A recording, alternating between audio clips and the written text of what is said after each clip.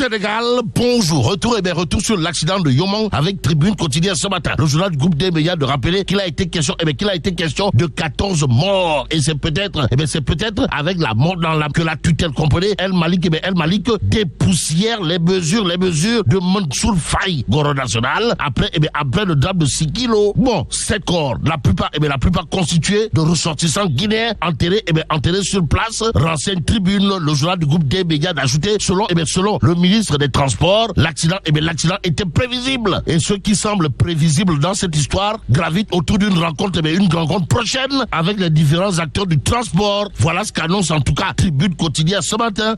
L'autre journal qui fait le point de la situation autour justement de l'accident de Yomong, c'est Direct News. Le journal en tout cas d'ajouter 14 morts sur la route de Koungheul. El Malik Ndiaye annonce de fortes mesures. En tout cas, le ministre El Malik Ndiaye invite au devoir collectif pour tous les acteurs du transport à l'application rigoureuse des dispositions du code de la route, explique Direct News. Le journal d'ajouter en tout cas une série de rencontres de tous les acteurs pour une mise en œuvre rapide d'un plan d'action axé sur la digitalisation du processus d'obtention de permis de conduire et de carte grise est annoncé. Et ce qu'annonce en tout cas la tutelle, d'après Direct News, c'est le passage au permis à point et l'installation Raking Tak Taf Taf et Jody Jody des centres de contrôle technique modernes dans les 8 pôles de développement d'abord et les 14 régions sont prévues. En attendant de voir pour ne pas croire à une histoire de Goloboui Bot Dobamfi et de Djinarboui Sachet Dahin ou encore de Kadaboui Lek Mafé, retenons en tout cas le pavé dans la barre pour ne pas dire le coup de pied dans la fourmilière, signé El Malik Ndiaye dans Vox Populi. Sawai, monsieur le ministre des Transports de dire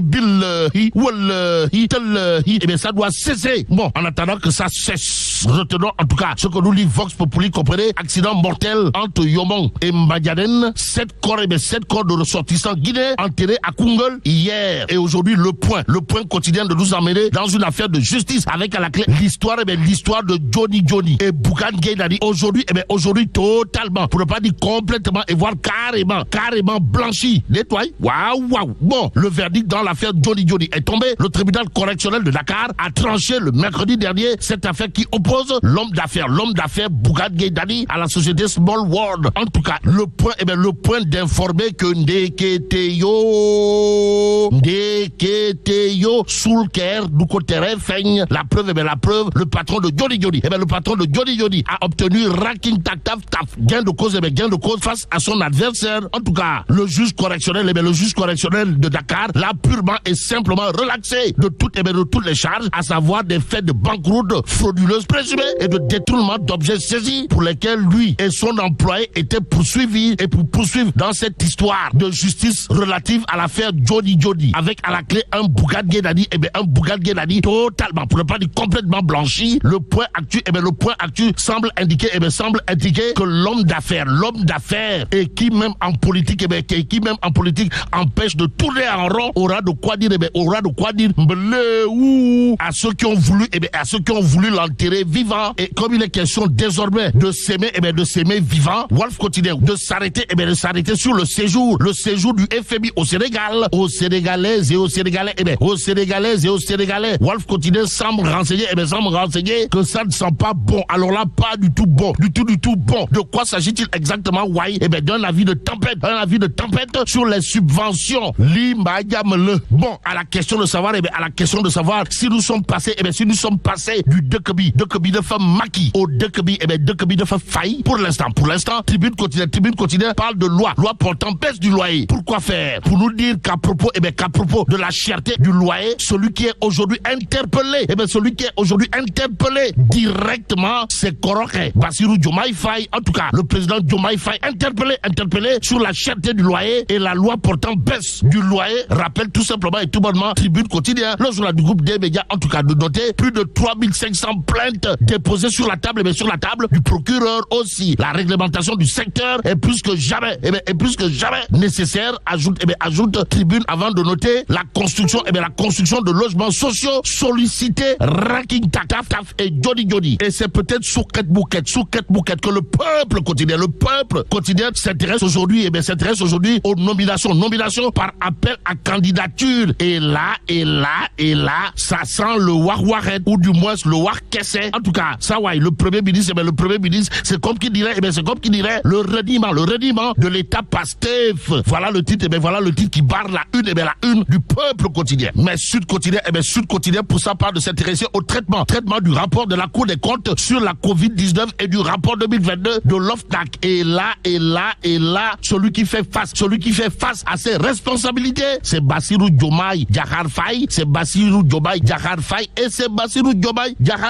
En attendant, restons avec Sud quotidien qui s'intéresse aux relations chefs de l'État foyer religieux, histoire d'indiquer l'éternelle quête de Baraka. En tout cas, l'As quotidien pour sa part de noter Diomaye Faye chez Monseigneur Benjamin Ndiaye et chez Tierno Madani. Et là, il s'agit pour l'As quotidien de faire retenir une opération de charme chez les religieux. Pendant ce temps, l'éveil quotidien se fait une religion, c'est de dire les choses telles quelles. En tout cas, le journal parle de blocage du centre commercial de Gueule-Tapée, histoire d'indiquer que Ndeketeyo, celui qui est pris en flagrant délit, de Tapalé. Dans cette histoire, c'est le maire, de la commune de Gueule-Tapée face Koloban. Vous le déconnez? Wallahi Talaï. Pour l'instant, l'éveil continue d'afficher les assurances du promoteur du projet. Le projet en question qui intéresse à plus d'un titre l'Indépendant quotidien. Le journal, en tout cas, le noté centre commercial, marché Gueule-Tapée, Kereli Building. Promoteur